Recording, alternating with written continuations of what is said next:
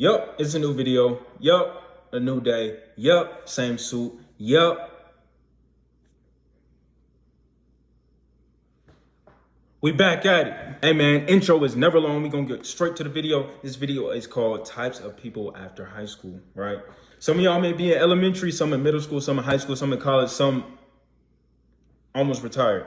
But high school was definitely a certain time. Some people, the greatest moment of their life. Me, definitely not. But to each their own. Let's get straight into the video. You did it. You graduated. You survived 4 years of awkward class presentations, school lunches that probably violated the Geneva Convention, and your Discord group chat did not get leaked. But now you're out. You're free. And suddenly that question hits like a truck. So what's next? Some people sprint toward college like it's the finish line. Others clock into a job 2 days later like, yep, this is life now. And then there's the rest of us just sitting in our rooms like, should I start a podcast or a pyramid scheme? Let's talk about it. The types of people after high school and how weird this phase of life actually is. Starting off, we have the college dreamer. These are kids that always knew they were going to college. They had a dream school, a major, a life plan, a backup plan, and a backup for their backup. They got their dorm set up off Pinterest, joined a Discord server for their class before orientation.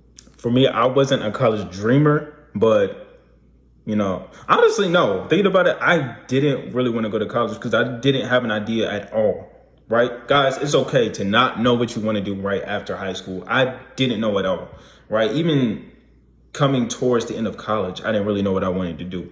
But, I mean, I did not have a vision for what I wanted to do in college. I really didn't have a big desire. Everybody would say, college is the best time of your life, best 4 years. I didn't really feel a drive towards it, and I didn't know what to major in. My parents made me go to college, though. They made me go to college, but college is cool. College is cool.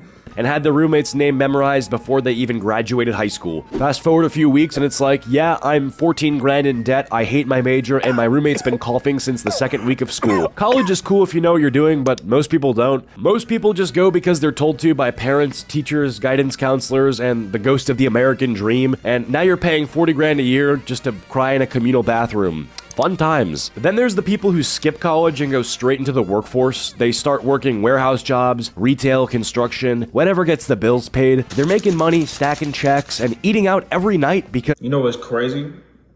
This is me right now. Right now, currently I'm unemployed, right? I'm an unemployed risk taker. But right now I'm in the process of looking for jobs, right? And most notably a warehouse job. Warehouse job. I'm looking at Target. I'm looking at being a pharmacy tech again. What else am I really looking for? Something within food and beverage, something, right? Something. Right now, I'm struggling just a little bit, not too much though, a little bit. But that's me right now, and it's crazy because I have the opportunities to, work a decent job. But right now, I'm in a delusional phase. Like I said, unemployed risk taker, so I have some things going on the side, which is really the main, but on the side right now, I'm trying to make it a side because I want to have a side income, you know what I'm saying? Multiple streams of income, yeah. They still live at home and only have 3 bills. At first it sounds smart. You're making money right away, no student loans hanging over your head, and your weekends are free if you're lucky. You start thinking, hey, this might actually be a better path. But then the reality sets in. The hours are long, the pay isn't as life-changing as you thought, you're constantly tired physically and mentally, you go home drained, you wake up drained, and every day starts blurring together. You're surrounded by people twice your age who have been there since before you were even born, and they'll say things like, it's not great, but it's a job, or at least it's stable. They're not chasing anything. They're just surviving, and then that's when it hits you. This isn't a launch pad. This is where people stay because they don't have time, energy, or options left to go anywhere else. It becomes routine. Wake up, commute, depressing. Work, home, sleep. Do that for the rest of your life with maybe 2 weeks off per year if your boss approves the PTO. And for a lot of people, the scariest part isn't even the job itself. It's the idea that... Bro, y'all be seeing them videos where it's an employee, right? And it's different for every place, but you'll see an employee stay at a place, right? Stay employed at a company for like 20 plus years, right?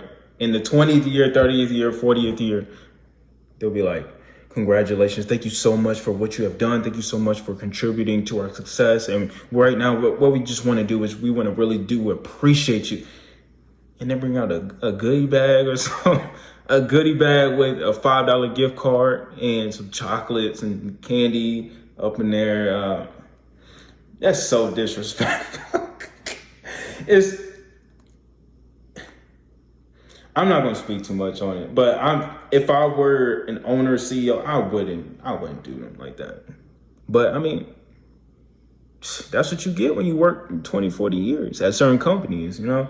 There's a cost to everything. You could blink and suddenly be like 40, still there, still stuck, wondering what your life could have been if you'd done something else. Then there's that person, the one who said, I'm taking a gap year. Not because they couldn't go to college, not because they had a plan, but because they needed to find themselves, to travel, to breathe, to experience the world. You ask them where they're going and they'll hit you with, I'm thinking Europe or maybe Southeast Asia. You know, go off the grid for a bit. 6 months later, they haven't gone further than the local Taco Bell. They wake up at 2 p.m., scroll TikTok for 3 hours, and then tweet something deep like healing isn't linear. Their idea of working on themselves is watching 3-hour video essays on YouTube about movies they've never seen. They downloaded Duolingo to learn French but stopped after bonjour. They keep saying they're gonna start a clothing brand, and they did design one hoodie in Canva that they haven't posted. Because I don't know anybody like this personally, but I know some people in some of the aspects that he's talking about. Like, I know some people that wanted to start clothing brands or have started clothing brands,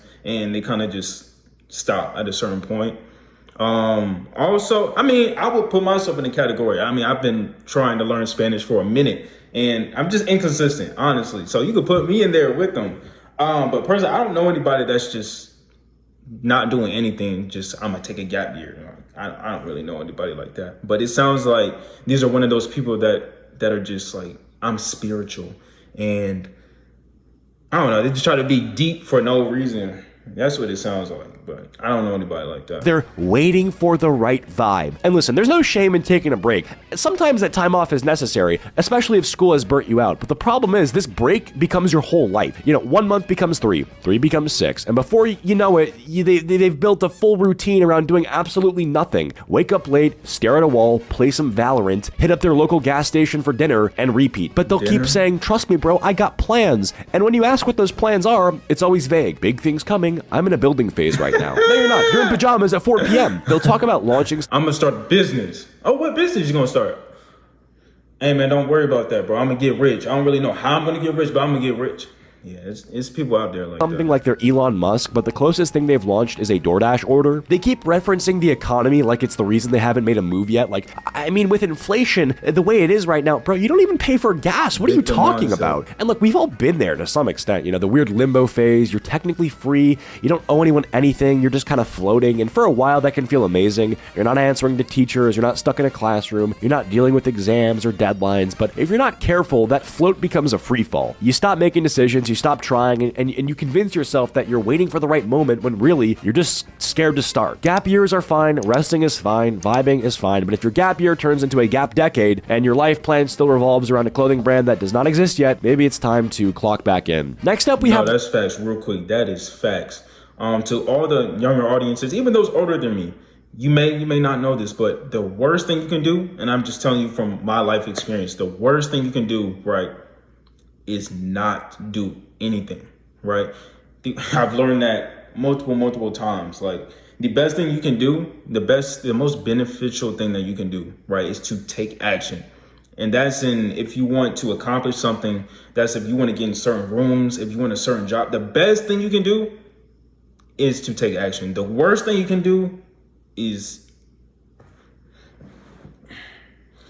oh yeah, I'm just waiting for the opportunity. You know, God got me, right? God got me, but I'm just waiting. And granted, that's okay to have that mindset, but if you don't take action, right, if there's no preparation, you won't be ready for the opportunity. You're sitting there thinking, oh, the opportunity is going to come. You won't even see the opportunity because you're just not prepared, right? You don't even know what the opportunity looks like.